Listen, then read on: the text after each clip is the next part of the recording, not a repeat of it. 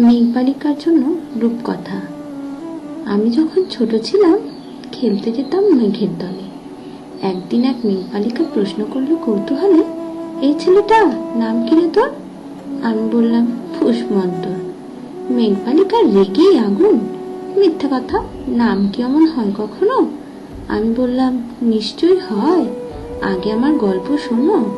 সে বলল শুনবো না, যা, সেই তো রানী, সেই তো রাজা, সেই তো একই ঢাল তলোয়ার, সেই তো একই রাজার কুমার পক্ষীরাজে, শুনবো না আর, ওসব বাজে। আমি বললাম তোমার জন্য নতুন করে লিখবো তবে। সে বলল সত্যি লিখবি? বেশ, তাহলে মস্ত করে লিখতে হবে, মনে থাকবে লিখেই কিন্তু আমায় দিবি। আমি বললাম তোমার জন্য লিখতে পারি এক পৃথিবী।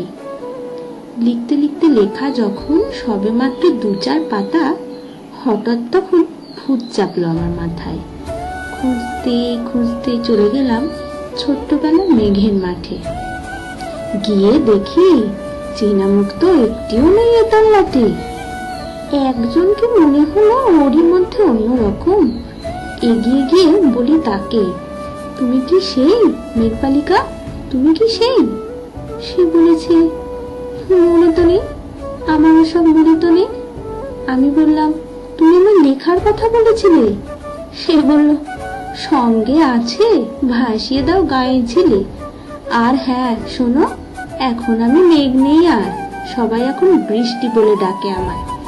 বলেই হঠাৎ এক পশলায় চুল থেকে নখ আমার পুরো ভিজিয়ে দিয়ে অন্য অন্য বৃষ্টি বাদল সঙ্গে নিয়ে মিলিয়ে গেল খরস্রোতায়, মিলিয়ে গেল দূরে কোথায়, দূরে দূরে। বৃষ্টি বলে ডাকে আমায়, বৃষ্টি বলে ডাকে আমায়। আপন মনে বলতে বলতে আমি কেবল বসে রইলাম ভিজে একসা কাপড় জামায় গাছের তলায়। বসে রইলাম, বৃষ্টি নাকি মেঘের জন্য?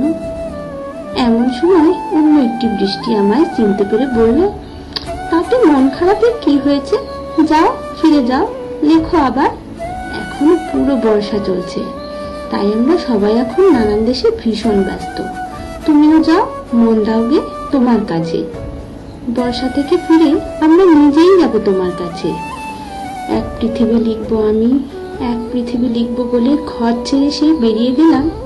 ঘর ছেড়ে সেই ঘর বাঁধলাম গহন বনে, সঙ্গে শুধু কাগজ কলম। একাই থাকবো, একাই দুটি ফুটিয়ে খাবো, 2-1 মুঠো ধুলো বালি, যখন যারা আসবে মনে তাদের লিখবো, লিখেই যাব। এক পৃথিবীর 100 রকম স্বপ্ন দেখার সাধ্য থাকবে যে রূপকথার, সেই রূপকথা আমার একার। ঘাড় গুজে দিন লিখতে লিখতে, ঘাড় গুজে রাত লিখতে লিখতে, মুছেছে দিন মুছেছে রাত। যখন আমার লেখবার হাত অসাড় হলো, মনে পড়লো সাল কি তারিখ, বছর কি মাস, সেসব হিসাব আর ধরিনি। লেখার দিকে তাকিয়ে দেখি এক পৃথিবী লিখবো বলে একটা খাতাও শেষ করিনি। সঙ্গে সঙ্গে ঝমঝমিয়ে বৃষ্টি এলো খাতার উপর, আজীবনের লেখার ওপর বৃষ্টি এলো এই অরণ্যে। বাইরে তখন গাছের নিচে নাচছে ময়ূর আনন্দিত। এ গাছ ও গাছ উঠছে পাখি, বলছে পাখি এই অরণ্যে কবির জন্য আমরা থাকি। বলছে ওরা কবির জন্য আমরা কোথাও হার মানিনি। কবি তখন কুঠির থেকে তাকিয়ে আছে অনেক দূরে, বনের পরে, মাঠের পরে, নদীর পরে, সেই যেখানে সারা জীবন বৃষ্টি পড়ে। বৃষ্টি পড়ে সেই যেখানে কেউ যায় না, কেউ যায়নি কোনোদিনই। আজ সে কবি দেখতে পাচ্ছে সেই দেশে সেই ঝর্ণা তলায় এদিক ওদিক ছুটে বেড়ায় সোনায় মোড়া মেঘ হরিণী, কিশোর বেলার সেই হরিণী।